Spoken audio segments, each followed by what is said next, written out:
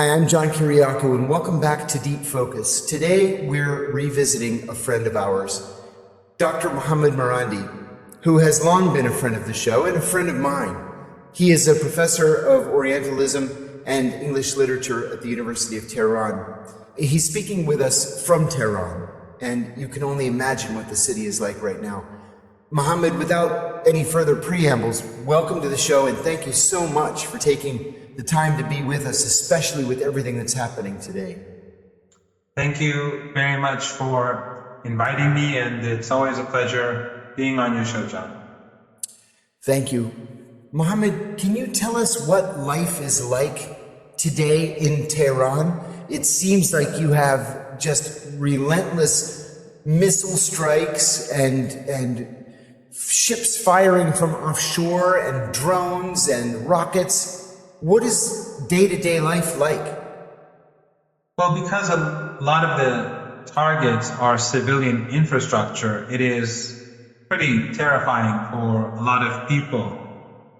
We have a large number of double tap strikes where they bomb a square or an apartment building or some high-rise building, and then when people go and rush to help and first responders are trying to find survivors under the rubble, they strike again. And this has happened quite often. One of my friends was a witness to was a witness to a double tap attack in Ferdowsi Square in the city center of Tehran. I spoke to a journalist for Drop Site News, who's Iranian, who lives in Iran, spoke to me or sent me a message and told me that he was in a square where the same thing happened, and they killed 20 people because they went to help the injured, and they were trying to find people under the rubble. So these sort of massacres are taking place. The United States and the Israeli Air Force, they carry out carpet bombing. I posted a video of one of their strikes on a densely populated neighborhood in Tehran. It was utterly vicious. And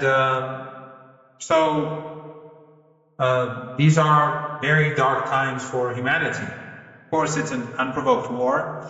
You wouldn't know that if you watch CNN or the BBC or read The Guardian or read the New York Times or Breitbart or Fox News. You would think that somehow Iran started this war, even though this is the third time that the United States engages in war with Iran. The first time was, of course, after it supported Saddam Hussein for many years and allowed it to obtain chemical weapons through Germany. Near the end of the war, in order to save Saddam, because back then he was their ally, they entered the war, destroyed Iran, attacked Iranian naval ships, destroyed Iranian oil platforms, and downed an airliner, killing 219 civilians. The second time, of course, was 8-9 months ago, when the Iranians and the Trump regime were negotiating, and he was secretly conspiring to carry out a blitzkrieg attack. And of course, this would be the third time that, under the cover of negotiations, Trump was, along with Netanyahu, planning an attack to slaughter Iranian people.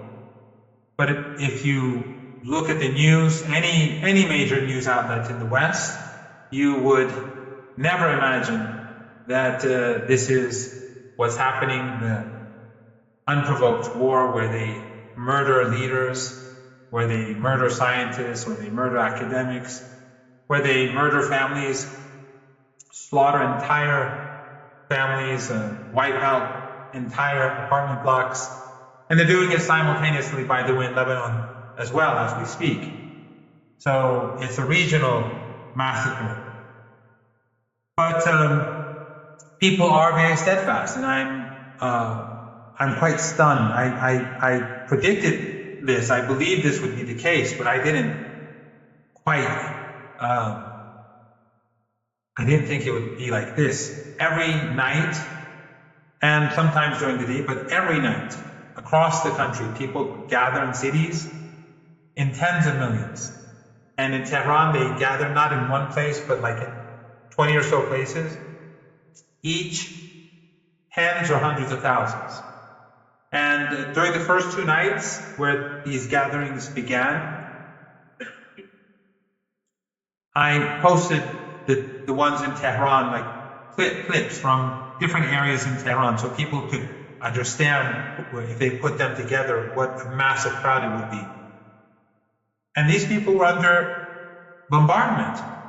The Trump regime was bombing them. They were firing missiles, and in some of the clips you could see the anti-aircraft or anti-missile systems working, but men and women stood their ground.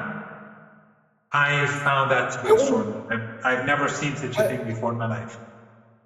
I have to agree with you, and I want to add something too, that it is a war crime to strike civilian targets. It's a war crime to rocket a school and kill 160 children. It is a war crime to sink a naval vessel and then refuse to aid the survivors.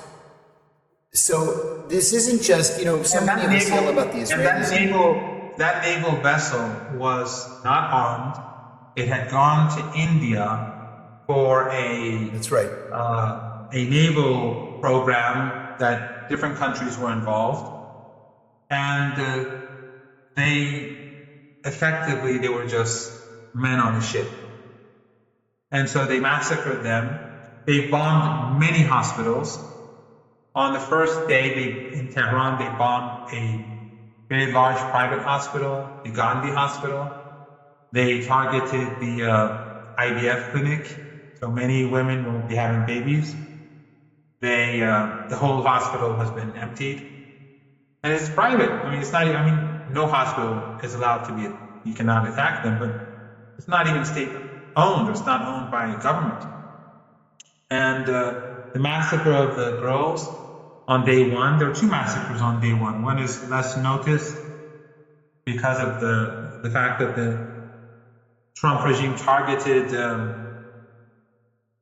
elementary school girls, killing 168 of them and 10 or 20, I think 20 of their teachers and staff.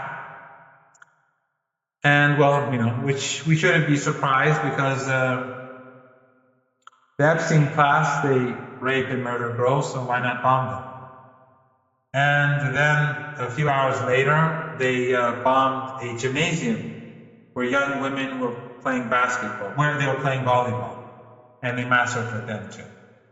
But that was just day one. It's been going on every day, and today among many other places, they bombed factories, a pharmaceutical factory I hear they bombed just about half an hour ago.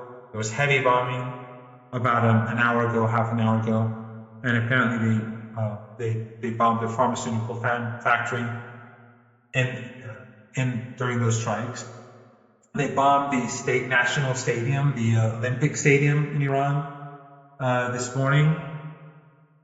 The thing is, John, that they failed to destroy Iran's military capabilities, the underground missile cities, the underground drone cities, the underground factories for missiles and drones, because they're deep underground.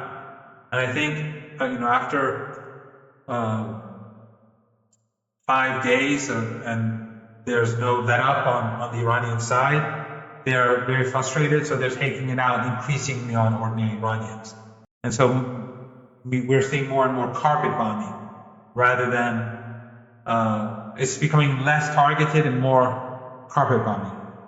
And in these strikes, they bombed the National Emergency Service building. They bombed the the main Red Crescent building. They're just like during the riots a month ago, when their terrorists and their trained rioters were slaughtering people on the streets and slaughtering police officers. If you recall back then, they were targeting ambulances and fire engines. Now back then, fire trucks, back then, I was thinking, well, they are doing it so that the buildings would burn and that the injured would die. But now I'm thinking that is probably true, but they were doing it for today, so that Iran would have a shortage of ambulances and a shortage of equipment to put out fires during the wartime period, because they destroyed an awful lot during those two days of riots. And in fact, they just started bombing, specifically targeting police stations, with between 30 and 40 police stations hit just in the last 24 hours. Yes, the police stations that they hit, they're just local police stations that people, for neighborhoods. So what they're trying to do by destroying all the public facilities and murdering public employees is to destroy the fabric of society, to break society apart. That's the objective of the Trump regime. And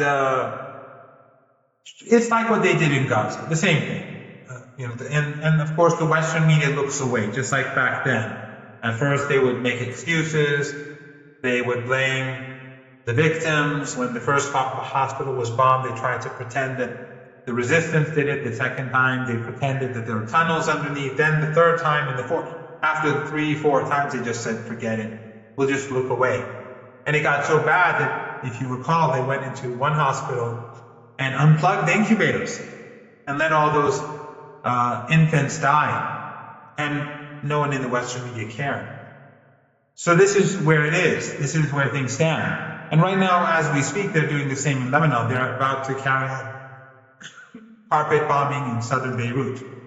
They've told everyone to leave the city. And you wouldn't know it if you watch Western media. There's no outrage or anything like that. So the West is indeed, John, Epstein land.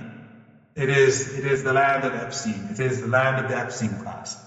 And the media is owned and controlled by the Epstein class. The state is owned and controlled by the Epstein class.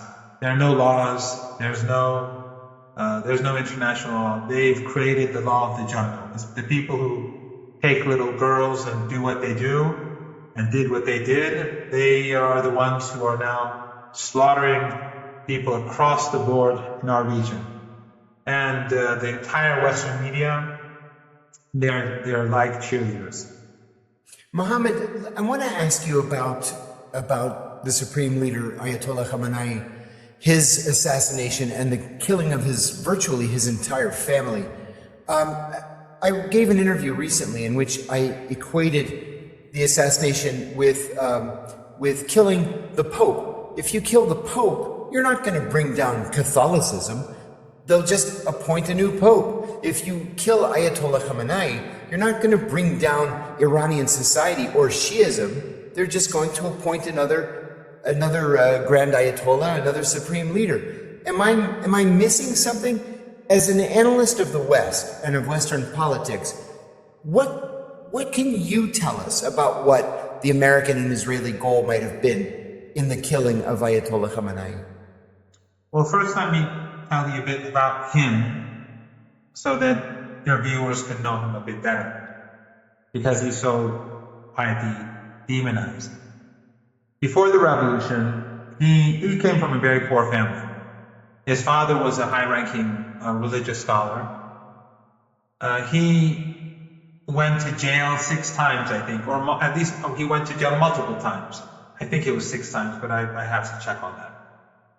And he was tortured. He was taken to the worst prison of all. That was in central Tehran for the special prisoners. And after the revolution, he was the youngest leader of the Revolutionary Council. But when the war started and Saddam invaded Iran at the behest of the West and the Soviet Union, he went to the war fronts, even though he had no military experience. He had no military training. And so he went to the war front and learned how to fight while fighting. Then there was an assassination attempt on him, and he was badly wounded. His right arm, he was not able to use it afterwards. And he was elected president. And during the final months of the war, when the U.S. entered the war on behalf of its ally Saddam Hussein, and the war fronts became unstable, he quit Tehran as president and went to the war fronts.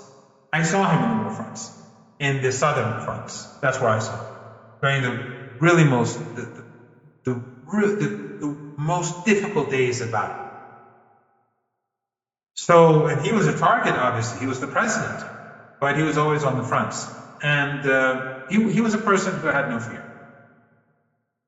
And he was fluent in 4 languages: Persian, Arabic, Azeri, and English. His knowledge of literature, Persian, Arabic, Azeri, excellent. The most famous Azeri poet in contemporary history, in the last few hundred years, Shahryar, was his close friend. And his father's from Khamenei, which is an Azeri city. So his knowledge of English is something that I'm aware of personally. He's read novels in English. He's read political material in English, and so he's an intellectual. He was an intellectual. And on the day of his assassination, the reason why he was in his office, and his office is beside his home, is because during this whole period, he was telling people the people around him, that he's not going to leave. And he said that many ordinary Iranians have nowhere to go, they're struggling, and so I'm not going anywhere. And that's how it's been from the beginning. So if you recall all those childish stories that these Persian media outlets that are funded by the CIA and Mossad and other intelligence agencies, they spread rumors about him, where they've taken him, where he's hiding. The whole time, he was at home and in his office. There was no intelligence coup. There was nothing. There was just a man who was not afraid to die, and who wouldn't leave because others couldn't leave. So by killing him, by murdering him, they made him a martyr. The most important scholar in Shia Islam, the most important religious, political figure in the entire world, because he is not just the Pope, but he's also a political leader. So his followers and his supporters are outraged, not just for the insult and the aggression against their religious leader, but also against their political leader, whose beliefs were social justice and emancipating the oppressed across the world. That's why he always supported the resistance in Southern Africa against the apartheid regime. That's why he supported Cuba, even though it was a communist state. He gave it his support, even though Iran had its own problems, its own economic problems. We had maximum pressure sanctions, but we have always been trying to support Cuba, Venezuela, and Nicaragua. Why? Because they were considered to be oppressed under the boots of imperialism. And the same is true with the Palestinian cause. And that is basically his sin. At home, his policy has always been, he supported the private sector, but his policy, because we've had different presidents with very different economic and political views, he would always insist not to let the dispossessed and the financially vulnerable, not to let them suffer, to support them, and to strengthen them. And also one characteristic of his followers is that they're now becoming increasingly like him. Now they are prepared to die. In these, I think that probably the reason why every night on the streets of Tehran and other cities you see these people standing there as they're being bombed and refraining from moving is because they've been inspired by him, by the fact that he was not afraid to die. And so I think that this is going to make it even worse for the Trump regime. And I think that the steadfastness of the Iranians is going to increase even more than it would have if he was alive, significantly. And you know, John, I said this already to a couple of people. I've had 3 instances of people contacting me, students, who told me that they were involved in the riots. They were not like those who were the terrorists and who were killing people or who were burning down buildings, but they were, they were excited and they were foolish, and I guess they did some stupid things. I didn't ask. But these 3 people, I don't know them well, but they're from my faculty. A couple of them I don't think I've met before. I'm not quite sure. I mean, I've been thinking about it today because I spoke about it a couple of times. I'm not quite sure. But in any case, 2 of them were quite emotional, and they were saying, "What can we do? How can we make up for what we did? How can we help?" And of course, I didn't know. I said, go speak to this person and that person and see what you can do. But these young people who are influenced by this Persian language media apparatus, which is huge. I mean, hundreds of television channels, thousands of trolls. They have troll farms everywhere. Just in Albania, thousands are working in one troll farm. Tens of thousands of Iranians are on the payroll. And so a lot of these young kids were influenced by this Persian language media empire, and who were influenced by these fake narratives of the West loving human rights and how all your problems are because of your government and your state and the Islamic Republic of Iran. They saw with their own eyes what the West does. And 100 years of books and philosophers teaching them in class, and political scientists telling them about the crimes of the United States and the Israeli regime, it couldn't have had this effect. People are seeing day and night the slaughter.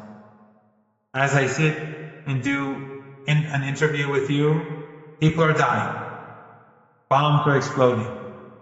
Who knows who's next? Will they target our house? Will they target a few streets to the south? Will they target the studio that I'm in? Who will they target? Who will they kill next? And it's all just by chance. If you look at the places that they bombed, often poor neighborhoods, working class neighborhoods, middle class neighborhoods, to the east of the city, to the west of the city, to the north of the city, to the south of the city, everywhere. They just slaughter. And so these young kids, except for I'm sure some people are, they'll always close their eyes to reality. But the decent ones, they've all seen the reality of the United States. And so I think that the United States is going to have to wait another decade or 2 in order to create another generation of that has a substantial young set of people who believe their nonsense. But hopefully by then there will be no more American empire. My hope is that it will end in a very short period of time. Mohammed, the administration here in the United States is very clear that it wants nothing short of regime change. At the same time, all Iran has to do to win is to survive. How do you see this ending? Donald Trump said a couple of days ago that he could see carrying out these attacks for weeks. Well, attacks for weeks isn't going to change anything. Iran is an enormous country. It has 92 million people. Its economy is diversified even under sanctions. Its military is spread out. It has a navy. So what does defeat for the West and victory for Iran look like to an Iranian? I've been informed today by a significant political figure that Iran plans to continue this war until the midterms in the United States. And they're planning to force the United States to leave. And the more this war escalates, the darker it becomes for U.S. allies across the region. For the Arab family dictatorships in the Persian Gulf, if it continues for much longer, they won't survive. Remember, these are all dictatorships, family dictatorships. And the passport holders in these small entities are sometimes 10-15% of the whole population. So in the Emirates, you have 1.4 million people who are Emiratis. The rest, 10 million or so, I guess, they're there. But if the state collapses, those slaves and indentured servants and the underclass, they may have something to say about the future of the Emirates, or Qatar, or Kuwait, and so on, and Bahrain. So if this war lasts much longer, I don't see how these entities survive. None of them have a history. They're not civilization states. They don't have that sort of identity. None of them have an ideology. I mean, the Iranians have Islam, and of course, Shia Islam has a particular essence to it. It supports the oppressed. It fights against the oppressor. It's steadfast. It has no fear of martyrdom for the right cause, to support the downtrodden.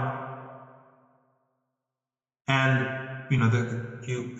this is heavily influenced, of course, by the Prophet, his son-in-law, and of course the martyrdom of Imam Hussein in Karbala, and the role that his sister played. I mean, if the American elites had read something about Imam Hussein, they would have thought twice before taking on Iran and the axis of resistance. So Iran will be steadfast, and it will be bloody, because this Epstein regime is ruthless. But Iran will see this through, and it will do what it takes.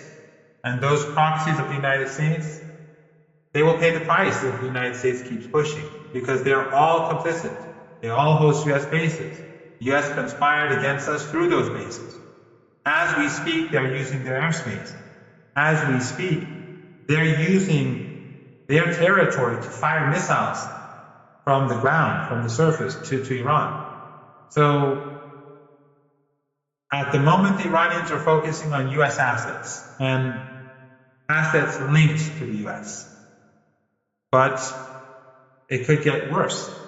If for whatever reason, the Iranians and the United States get into, if the war between them escalates, there will be escalation in Iraq, there will be escalation in Yemen, and I think that you will see the destruction of all the tankers that are now stuck in the Persian Gulf, and you will see the destruction of oil and gas installations.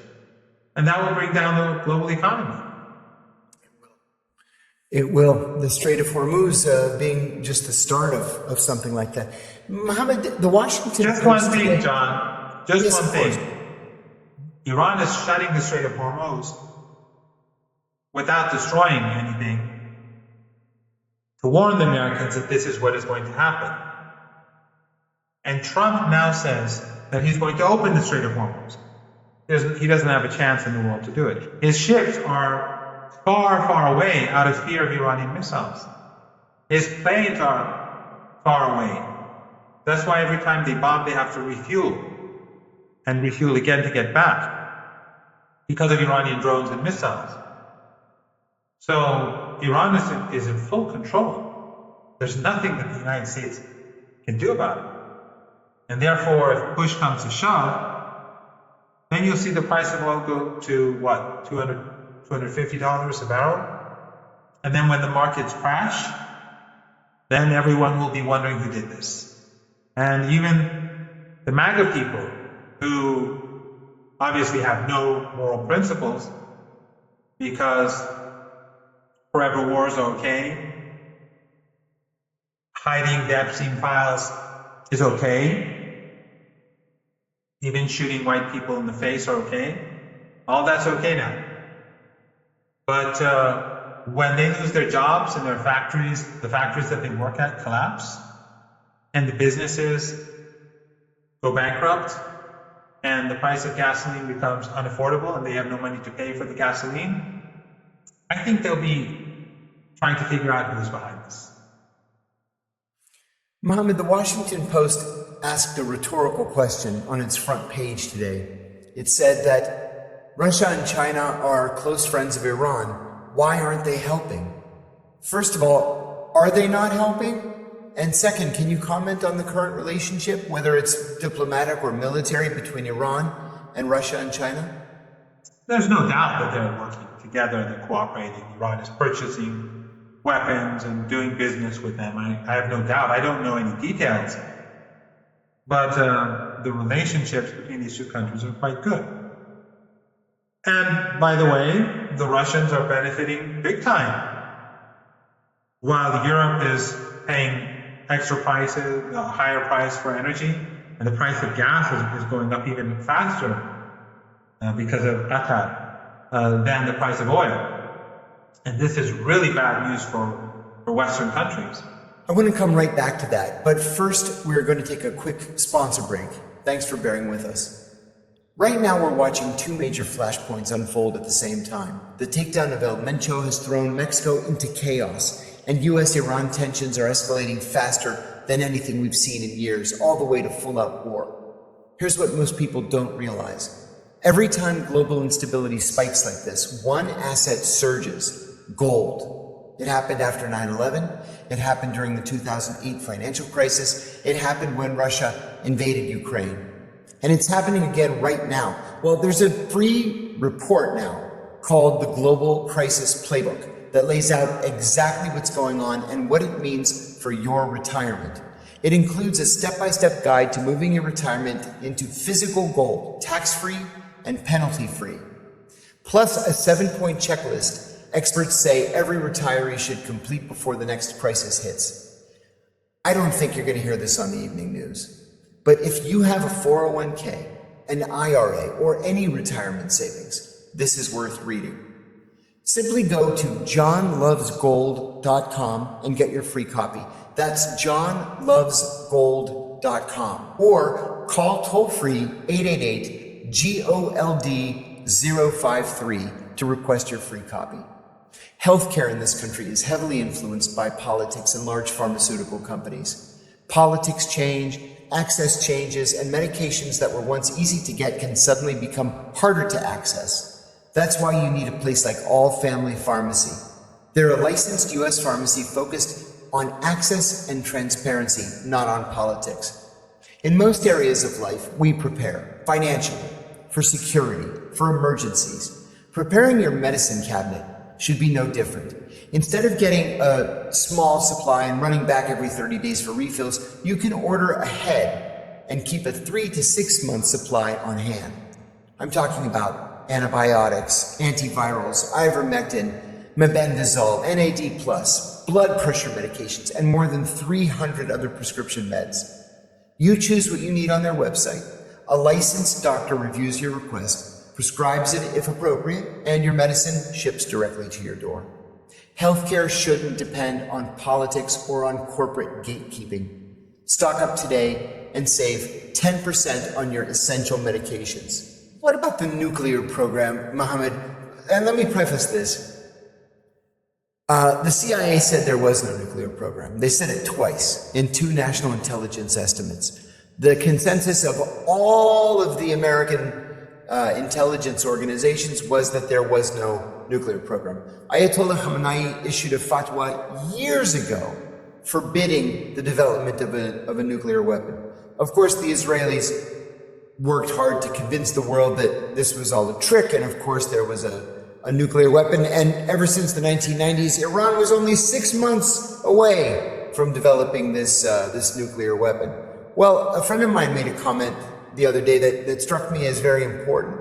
We're not talking today about North Korea. Why are we not talking about North Korea? Because the North Koreans have a nuclear weapon, and no one dares challenge them. So perhaps Iran should have been building a nuclear weapon. Or is that analysis incorrect, do you think? Well, you are correct. They've been lying through their teeth about nuclear weapons in Iran for decades. And the evidence is there. But you wouldn't know this if you watched Western media. Even Trump's opponents, when it comes to Iran, they will toe the line. We saw during his State of the Union address, the only time where all the seals clapped together and simultaneously was when he was attacking Iran. So Netanyahu has been saying it for almost 4 decades. The Israeli regime has been saying it for more than 4 decades, the lie that Iran is on the verge of a nuclear weapon. And we saw that during the war where Saddam Hussein invaded Iran, where the West gave him chemical weapons, and I survived 2 of those chemical attacks, as you know. Ayatollah Khomeini, Ayatollah Khamenei's predecessor, gave a fatwa saying, well, he said, no, we will not produce chemical weapons.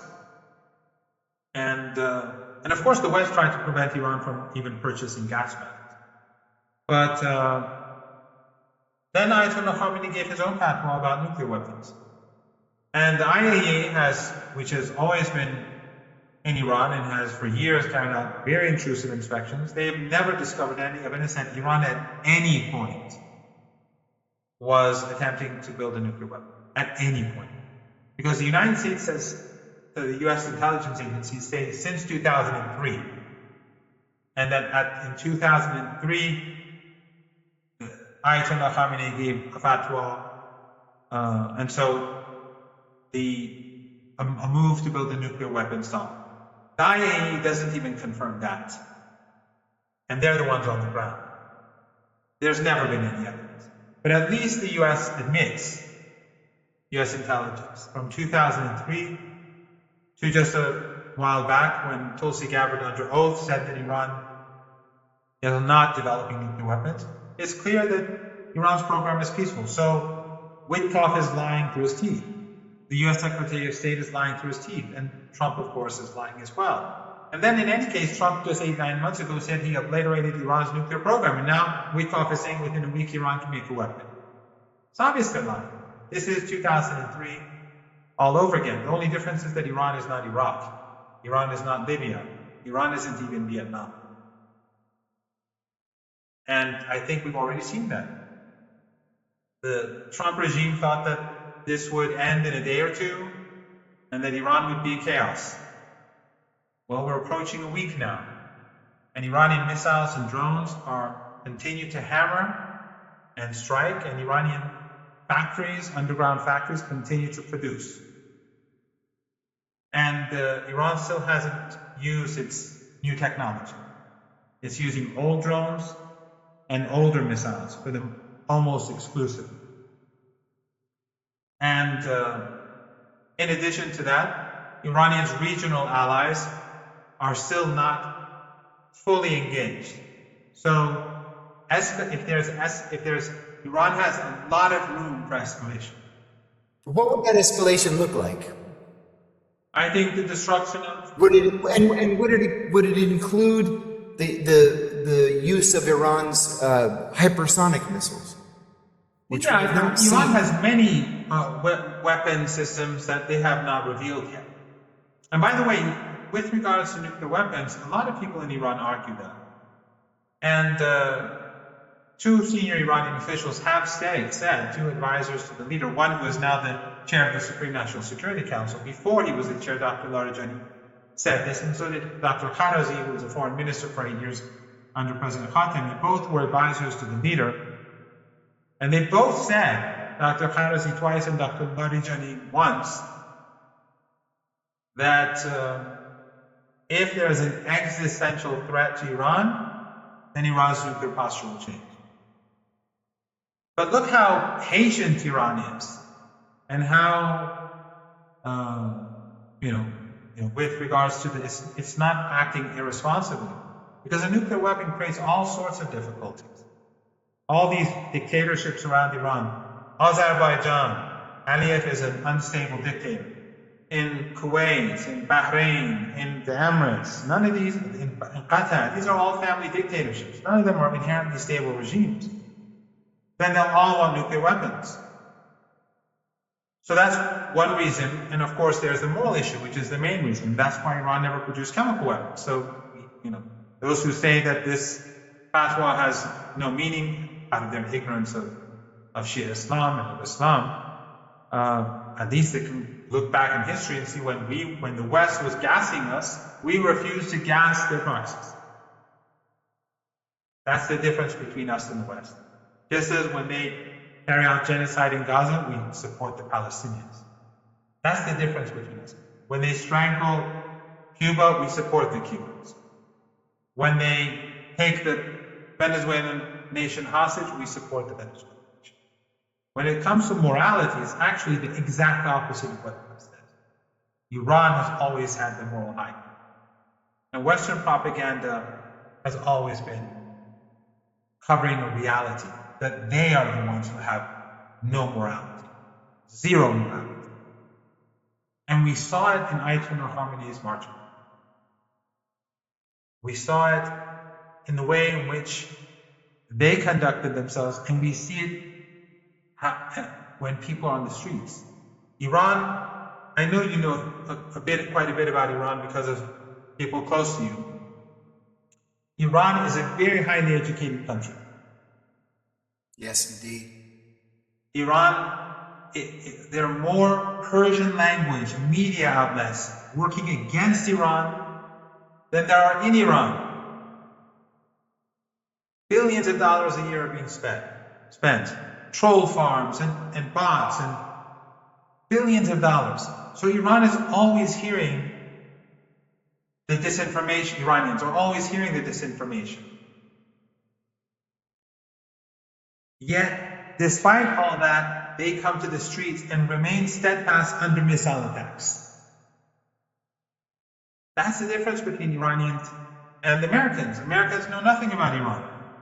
They just hear they just know what they hear on CNN or Fox News, which is all rubbish. They're all controlled by the Epstein class. The same people who won't let us figure out who Epstein's real contacts are, all the files that are hidden away and the redacted information.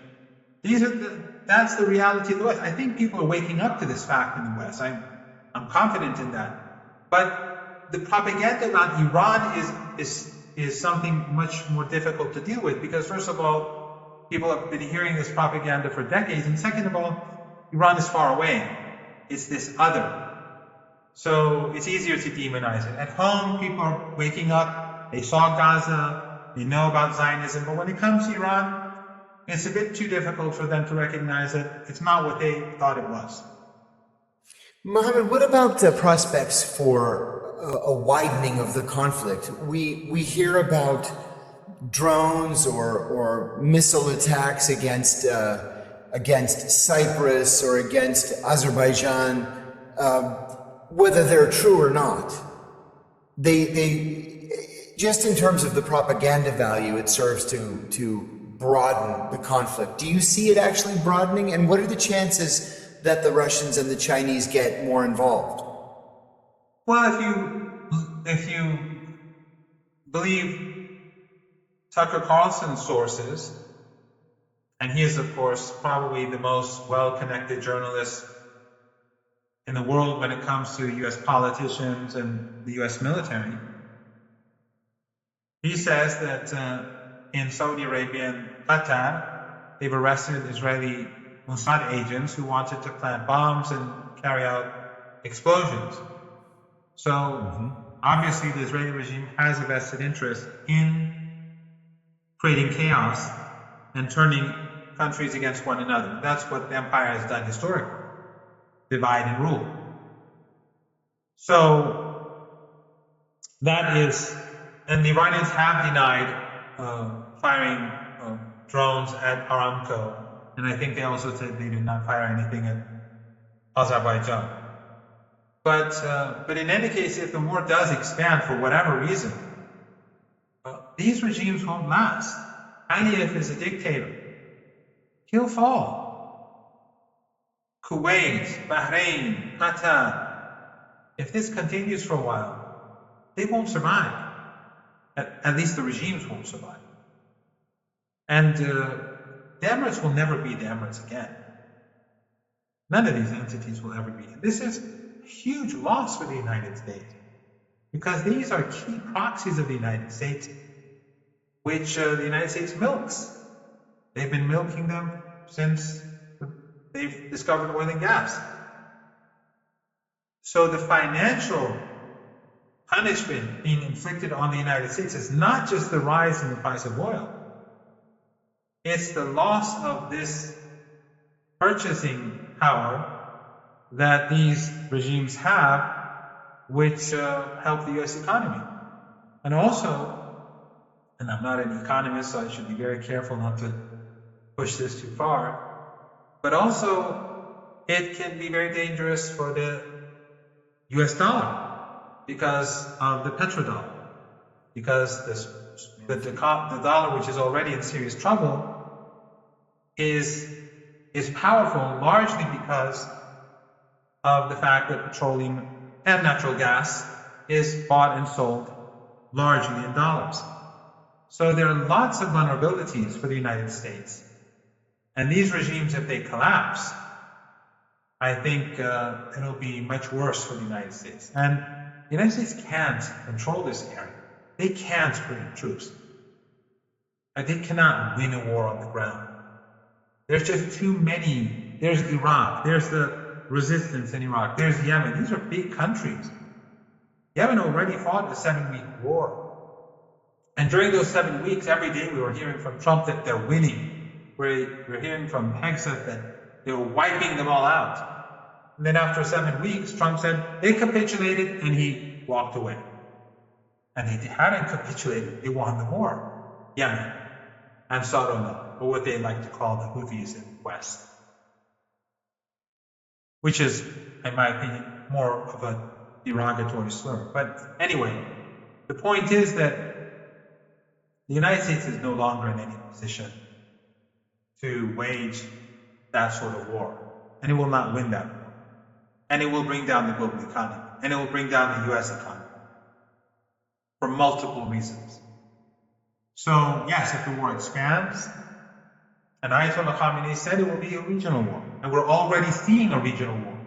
But the Iranians and their allies are not escalating swiftly. They feel that time is on their side, that they can escalate whenever they feel they need to. They control the situation on the ground. And from the bombastic statements coming out of the White House and the Department of War, it's already clear that they're in trouble.